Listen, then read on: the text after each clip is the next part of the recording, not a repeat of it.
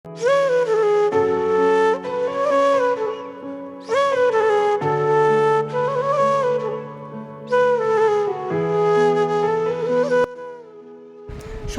শুভ জন্মাষ্টমীর অনেক অনেক শুভেচ্ছা। গুড মর্নিং এভরিওয়ান, আমি পায়েল আর সবাইকে আমার আরেকটা নতুন ব্লগে অনেক অনেক স্বাগত। দেখতেই পাচ্ছ এখানে সকাল সকাল আমি রেডি হচ্ছি। তা আমি কোথায় যাব সেটা জানার জন্য দেখতে থাকো। এখন মোটামুটি 7টার মতো বাজে। হাজব্যান্ড অলরেডি চান করে পুজোতে বসে গেছে আর আমি এখানে রেডি হচ্ছি। আজ জন্মাষ্টমীর দিন সকাল, তো সকালবেলায় আমি মেয়েকে নিয়ে যাব। আমি স্কুটি করেই যাব, হাজব্যান্ড একটু পরে আসবে। তো সকালবেলায় বেসিক একটু লিপস্টিক আর কাজলই অ্যাপ্লাই করলাম। এই যে আমি ঝটপট রেডি হয়ে গেছি।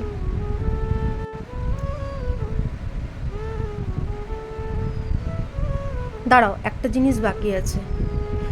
সানগ্লাসটা তো মাস্ট, কারণ স্কুটি চালানোর সময় না অনেক সময় অনেক পোকা টোকা উড়ে আসে।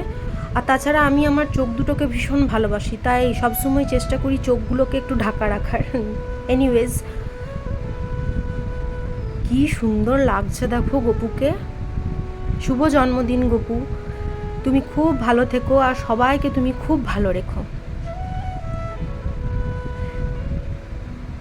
তো বুঝতেই পারছো যে এটা অলরেডি আমি আমার বাবার বাড়ি চলে এসেছি।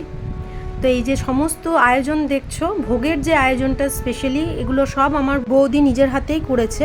আর বাদবাকি যা পুজোর আয়োজন সেগুলো আমার মা করেছে। এখানে দাদাও অলরেডি চলে এসছে, পুজোতে বসে গেছে।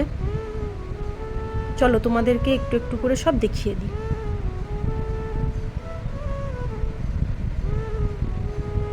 আমি এসে পরে শুধু এই বেলুনগুলোই ফুলালাম। অ্যাকচুয়ালি এখানে আমার আর আমার হাজব্যান্ডের একসাথে আসারই কথা ছিল, বাট ও অফিসের একটা ইম্পর্টেন্ট কাজে আসতে পারলো না, তাই আমাকে মেয়েকে নিয়ে একাই স্কুটি করে আসতে হলো।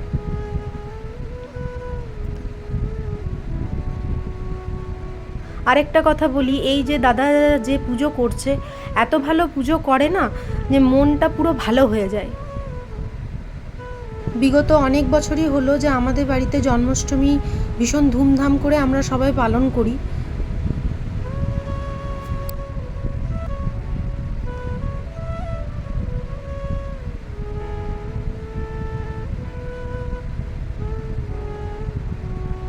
গোটা জগৎ সংসারকে যিনি চালান, আজকে তার জন্মদিন। এই দিনটা সত্যিই আমাদের কাছে খুবই স্পেশাল। সারা বছর আমরা অপেক্ষা করে থাকি এই দিনটার জন্যে।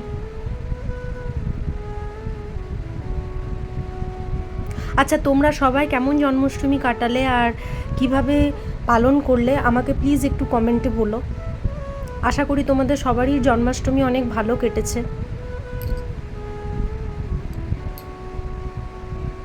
কি সুন্দর লাগছে দেখো গপুকে, আমি শুধু বারবার গপুকেই দেখছিলাম।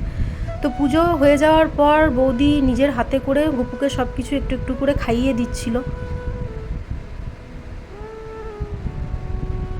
আজ সকালবেলায় অনেক ভোর থেকেই মা বৌদি উঠে সমস্ত পুজোর আয়োজন করেছে।